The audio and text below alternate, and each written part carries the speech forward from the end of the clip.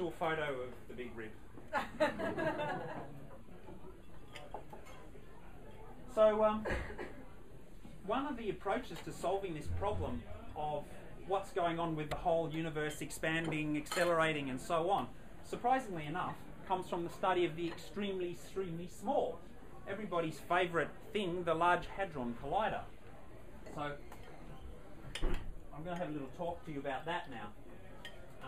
So I guess you all know this is in Switzerland. It's the thing under the ground, 100 metres under the ground. They whiz particles around and collide them with each other, which is not the same as jet, which is also a circle and we whiz things around, but to make energy, we do something practical.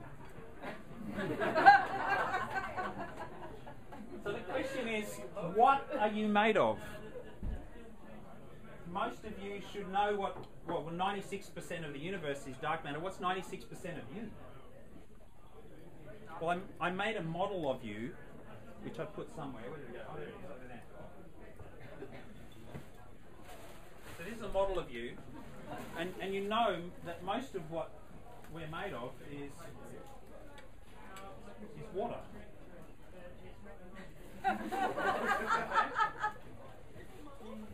So that's a water molecule, and this is one of the wonderful discoveries of the 18th century, 19th century, that we discovered that there was H2O, and it was in this kind of Mickey Mouse shape. It was fairly loose. Well, hydrogen bonding's quite strong. Seems to be holding together. What we discovered through the course of the 19th century is that there's all these elements. We could actually break everything down into indivisible elements. And it's a wonderful, wonderful pattern that emerges, all these different things that act in similar ways, gases like helium and neon and then metals over here, and it's a wonderful pattern, but it's really not simple enough for a physicist. It's way too much for a physicist to remember. That's a chemist kind of thing. What we know now is that's layers of electrons. So the top row is one layer of electrons, one pair of orbits. The next row is another pair, so on. But if you peel those pairs off, those electrons, then you get into smaller stuff again. So that's not really the basic table at all. I mean, you want to start sort of taking these apart, so you need to get rid of the hydrogens and the oxygens. So they're the oxygen yellow, 2 hydrogens, H2O. So if you start taking it all apart, so you peel off the electrons. Now, this is actually quite a good model of the electron, because you get these pictures of electrons whizzing around in orbits. It's not true at all. Quantum mechanics tells us that the electron is smeared out, much like this balloon.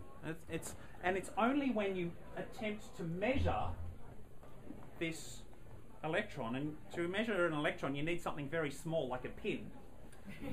So if I attempt to measure this electron, then it will collapse into one place where you can actually make a measurement. And inside it is a nucleus. Okay, so this is a nucleus, and you can see it's got little lumps in it, doesn't it? Is it tasty? Yeah. What I've measured now is that the nucleus has a number of different things inside it. Well, this was actually a hydrogen nucleus, which meant all it had in it was one proton. But there's things inside the proton. And the thing is that there's actually 3. There's biscuit, nuts, and chocolate. But you'll never be able to tear them apart, would you? I mean, imagine trying to get a single nut out of a Yorkie bar. It's just not going to happen. It's always going to have chocolate stuck to it. And that's the same thing as we've found here. That you cannot get one of the 3 components of a proton or a neutron by itself. They're always stuck together. They always come in 3s. And so there becomes a bit of a problem. How are we going to measure these things if we can never get one on its own and put it on the scale? And the answer is you always go to higher energies. First we were hitting things with light using microscopes, then we used electron microscopes, higher energy, shoot the electrons at it. Then in the absence, well, electrons took us only so far, then we had to go to the collider. The idea being that we whiz protons around and other things as well as fast as we can possibly get them around this ring of 28 kilometres and then collide them into each other. The easiest way to find out the intricate structure is smash it to bits! So the physicists collide these things and watch how they bounce off each other, the angles that they come out at, the energies that they come out at, and from that you can work out what the inside of the nucleus looks like. And from that, what they did, what they found out was there's two types of quarks.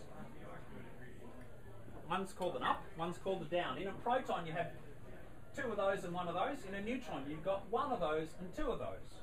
Then we've got electrons.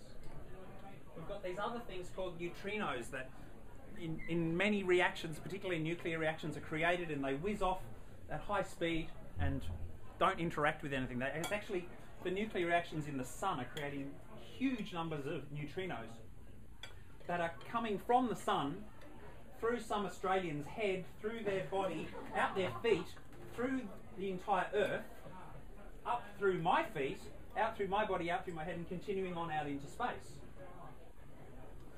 The sun being on the other side of the Earth right now, right? You all got that? I thought it just picked up Australians. No. It's sunny in Australia. Oh, okay. Now these things here, they're bosons. You love that term boson, don't you? The boson is the force carrier that either repels or sticks these things together. The photon is the one that we know most about. Light actually carries a bit of electromagnetic signal, so it actually forces electrons together. When I'm sort of pushing on, when I'm clapping, for example, then that's because photons are bouncing backwards and forwards very quickly. Oh, you can't see that. The gluons actually stick together the inside of Yorkie bars. The gluons are the force that holds the nucleus together. So that's all seeming pretty good. They're doing these collisions, they're looking at the structure of things. We've had another dark problem. Well, they're not so dark, but this time extra things started appearing. We started getting these rogue particles that appeared just for a minute and then disappeared again. Did I really see that? Okay, let's do it again. These guys are colliding billions of atoms every second, by the way. So the amount of data that they get is huge. And they found there's a huge number of particles being produced that then disappear. So our periodic table, which we thought was simple, this is the physicist's periodic table, has turned out not to be as simple as we thought. And it's all to do with E equals mc squared. Einstein again has told us that mass is energy, energy in mass. The c squared bit, that's just a red herring. So don't worry about the c squared. Just remember that m equals E equals m. What are we made of in mass? We're actually bits of energy all bundled up. Why is this thing got a life of its own? So basically it's like bubbles, and I'll explain that in a minute. But before we do that, I'm going to take you through our extra standard model. So this is what we found. That there was another pair of quarks, nearly 500 times heavier than the original pair. There's another electron, we call it a muon. There's another neutrino. More experiments, higher energy. What did we find? Another set. And these ones are 10,000 times heavier. They only exist for microseconds. And then they give out a puff of energy and decay into these things that hang around forever, that we're made of. But there's these other quarks called, so we had an up and a down. These are called charm and strange, and these is called top and bottom. And there's other bosons as well, carrying other forces, the Z boson and the W boson. So we've ended up with this big collection of things, and we don't really understand what that's all about. So what I'd like to do, so I talk about Higgs yet? Yes, I think I will. One of the theories for this, to explain why there's three, we don't really know, and some of them have mass and some of them don't. So, for example, these bosons actually have mass, but these ones, photons, don't have any mass at all. So when things are being stuck together, there's bits of mass being chucked around. That doesn't make sense. And why should these be 500 and these 500,000 times heavier than the other ones? Exactly that amount. It's not an exact ratio, as it turns out. And one of the people who came up with the theory was this meek Scottish physicist called Peter Higgs. And he proposed a theory that says there's this thing called the Higgs field. And the Higgs field is kind of like honey. I don't know if you've heard any of these stories about Margaret Thatcher in a room and blah blah. No. It's like honey. And if you have mass, then it's like running in honey. Imagine trying to run through a jar of honey. You have to be quite small to do it, or it's a big jar. Either way, you're running through honey. It's quite hard, isn't it? Yet light, if you hold the honey up to the light gets through quite quickly. It doesn't get stuck like we do. Why does light get through, and me, made of quarks and electrons, I do get stuck? That doesn't make sense. Higgs had the theory. And one of the ways that we want to see the Higgs field is because it has its own boson. It gives forces. And these forces, like a photon is a bit of light, a bit of electrical signal, and that goes out in the form of a wave. Right? So it's a little packet of wave energy, travels out from one person to another, from one person's face to another person's eye. And Higgs said there must be a Higgs boson as well. So that's a little wave in honey. Can you imagine trying to see a wave in honey? Trying to sort of poke it and watch the ripples? Kind of doesn't work because it only exists for a moment and then it's kind of gone. So that's one of the challenges of the Higgs boson. It's so, firstly you have to have a lot of energy to punch the honey and make it ripple, and then to actually see the ripple before it disappears is incredibly hard. So the idea of the Large Hadron Collider is like bubbles, as I was saying. So Kevin's feeling very tired. I need some other people to help me blow some bubbles, please. Yes, thanks, Mel. Who else is a bubble fiend? Come on, come on. Yes. All right. Okay, so... Oh, beautiful. Now, a bubble is an interesting thing because it's kind of like energy and mass, because for a while it's bound up in a particle, but then it sort of disappears. Well, actually, I've kind of got it around the wrong way. This is almost like energy, but then it makes a little blob of particle on me. So we're turning mass and energy. Which way shall I do this analogy, do you reckon? I think these are particles. These are particles. All right. So what we want to do is actually get enough soap together to make a really big bubble, and that's our Higgs boson, right? But what you find is all these quarks, they hang around for quite a long time, but the really big ones disappear very quickly, don't they? And they're like the heavier quarks. They're our charm and strange and top and bottom and so on. Okay, so what we're going to do is a bit of bubble colliding. Ah, okay, cool. Okay. So the goal that these two have is to try and collide the bubbles And make a big one. and make a big one. Because then you've got combined energy, you've got combined mass slamming together. Have we made any Higgs bosons yet? And the thing is, sometimes you do get a big one, and it disappears so quickly you don't really know what happens. So what you have to do is measure where the splats of soap go. Hey! It's a bounce tape. All right. Okay, but to No, see. we made that Higgs and she got it.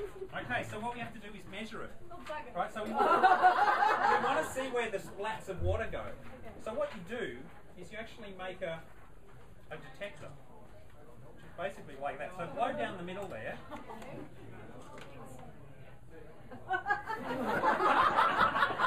She's got safety glasses on. So do you. That's why I chose them. Up the nose, you need nose protection. Okay, I'll hold it for you. Peanuts. Peanuts. They're nose protectors. Okay, let's have a look. See, look at all these splat marks. If you analyse the pattern of the splats, you can see what kind of bubble it was, what shape it was, how fast it exploded, all of these things. And that's exactly what the Large Hadron Collider does. Round of applause for my fabulous Higgs boson creators.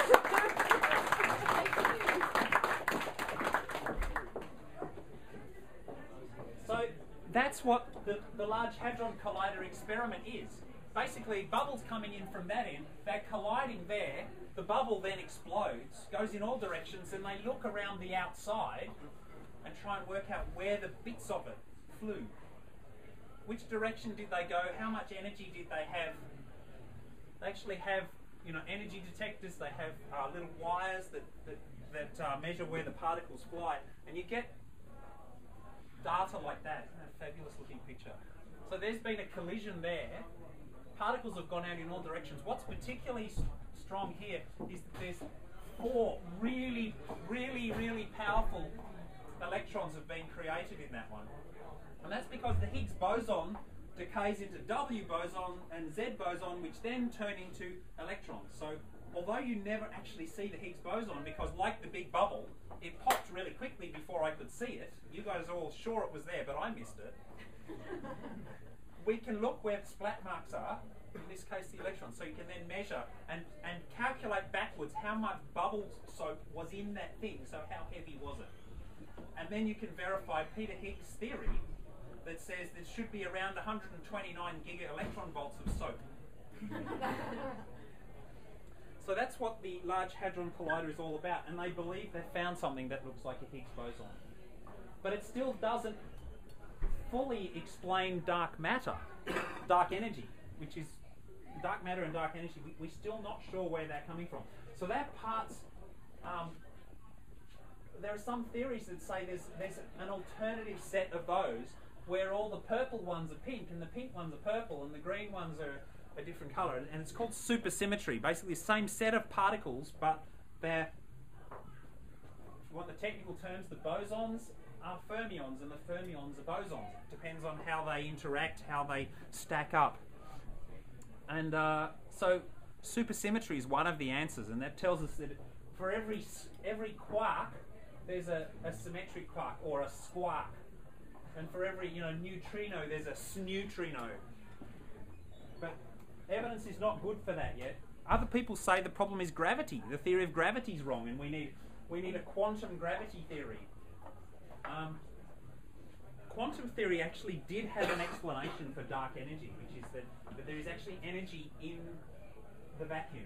Energy where there's nothing, there's energy constantly appearing and then disappearing, appearing, disappearing. That's Heisenberg's uncertainty principle. Tells you that things can exist for a very short amount of time, just so long as it's too short for me to actually look and see it, then it was there. And maybe that's enough energy. And so they calculated it up.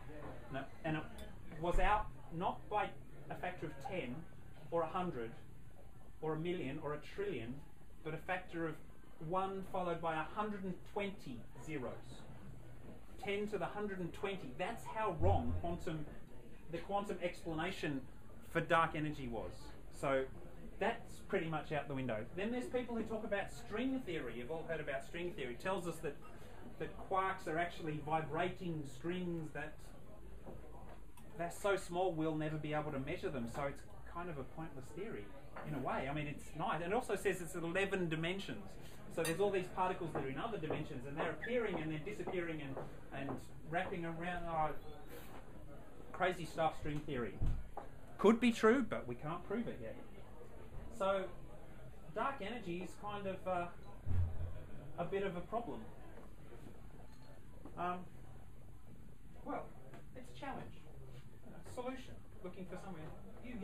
out there, do your PhDs and discover what dark energy is. So I'm going to have a little break now. If anybody wants to ask questions before I head on, anybody needs a drink, go to the bar. How much of that wasn't true then?